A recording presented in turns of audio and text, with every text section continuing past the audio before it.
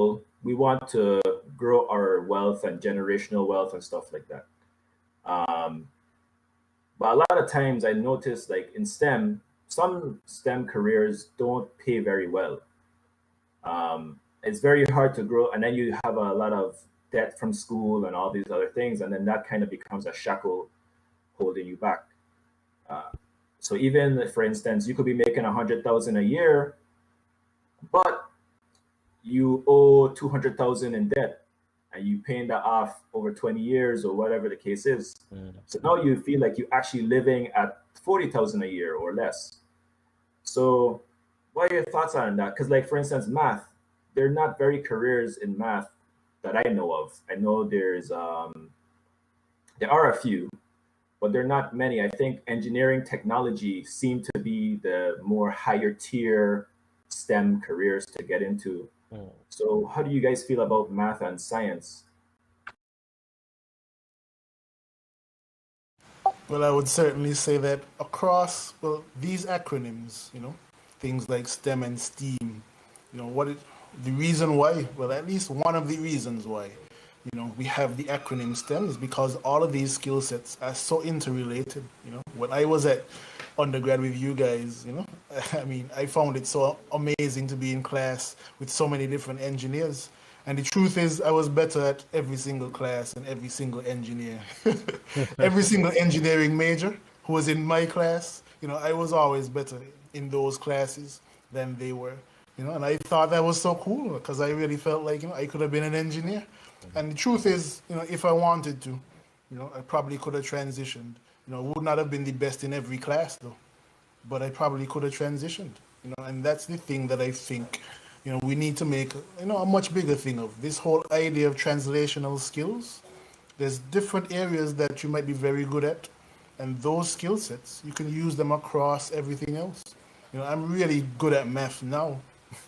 When I was younger, I was poor at mathematics. But, careers that are dealing with pure math, very difficult to get into, and very high up on the academic scale.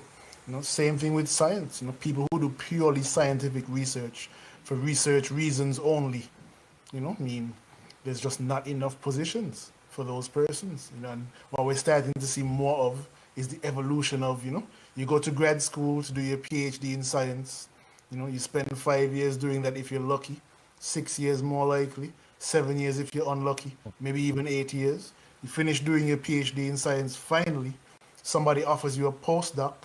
They're probably paying you $40,000 a year for your, maybe $50,000 in debt, if you're lucky. Mm-hmm. You stay doing a postdoc for 5 years. Somebody offers you this junior entry-level professor-type position, not on tenure track, and you feel like you have to take that opportunity in order to continue going. And, that's unfortunately, and some people, they think that's a risk worth taking. But the truth is, there's just not enough positions, not enough funding to go around for people who are purely into science or purely into mathematics. What I want to tell people is that you don't need to be purely into anything. You could very well have, skills as a mathematician that would translate very well as an engineer. If you're getting into coding as a mathematician, front-end and back-end developers, people always need them.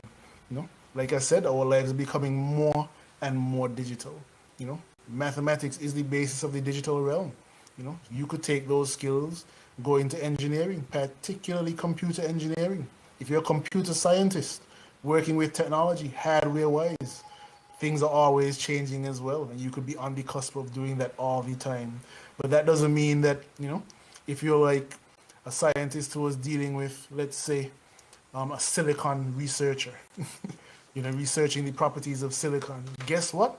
There might be a position for you in computer science or computer technology, because what makes microchips? Silicon. Yeah. And we're looking at all these different things coming up now. If you're into physics, and you're really looking at particle physics, guess what? We're going to be doing quantum computing in the future.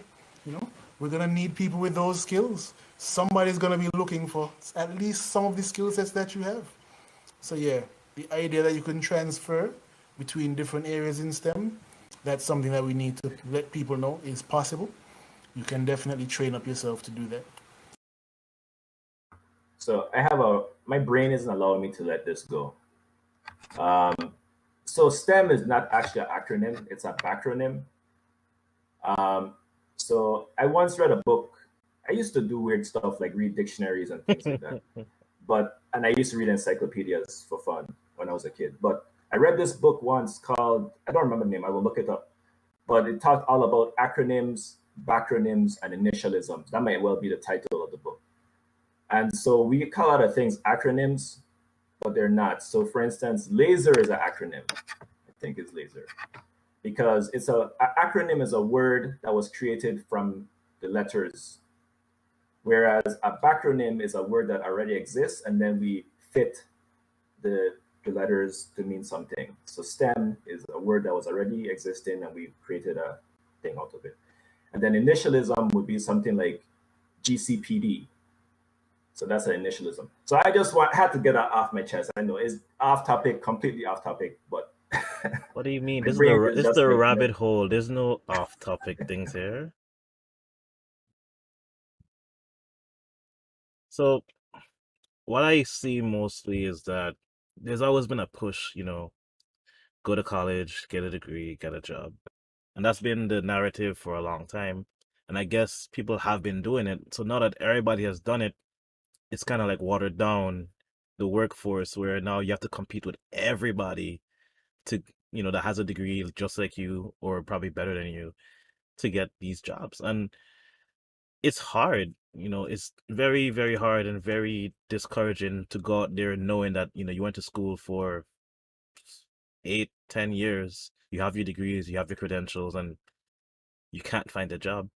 And the hard part is knowing that it's not you, it's just everybody has degrees and everybody is applying, and you're not always going to be the first one that they see. And that's just the sad part about it. They're not looking at credentials only. They're looking at, the ease of picking up a resume. They like it, and then the rest just go away. So then you just in limbo. And they don't call you and tell you, you didn't get a job because of this, this, and this. They just move on with their life, and you have to as well. So what Science mentioned about there being so much people to compete against is true. And I don't know if I have a solution for that, because if we want people to be in STEM, we're going to need them to go to school and get degrees. But they have to come into a world where everybody already has their degrees and everybody already has these jobs. And if a company has somebody that can do multiple things, like you mentioned, they're not really going to hire somebody new to come in unless they absolutely have to. So I think we need to possibly create more jobs, but I don't know how to do that. That's not something that I'll be able to do or even talk Yeah. about. And also, of course, that's where the work experience comes in while you're in school. Hmm. So if you have that on your resume that you have maybe you shadowed somebody, then even though it's a competitive market, you're more likely to stand out. And also, I would suggest reading Resumes for Dummies. Oh, Very, very definitely. helpful book. Definitely. It is very competitive, and like, I'm glad that Wanted brought up that issue because there's so many disappointments along the journey, the career journey. Possibly for any career, but for people who look like us, young black men, typically persons who are immigrants, I mean, well, maybe not really me, but But me, yes. yeah, definitely for persons who do not have citizenship of the countries where they currently live, Hmm. it's very, very different ball game. Very, very different ball game. We need to, understand that there's gonna be a lot of people who are disappointed. My thing with promoting STEM is that there's gonna be somebody out there, some young person, who just has an innovative spirit, who wants to be in a career or in a field where that is fully realized. Not necessarily to tell everybody like you want to be in STEM. Well, this is what you gotta do. You definitely need your degree. I mean, I could talk about my journey, but a big part of that is the fact that I'm currently here in a country that I wasn't born in, and I'm really trying my best to get into, to break into the forensic science community. It's not easy. It has been very difficult. As you can imagine, a pandemic didn't make it any easier.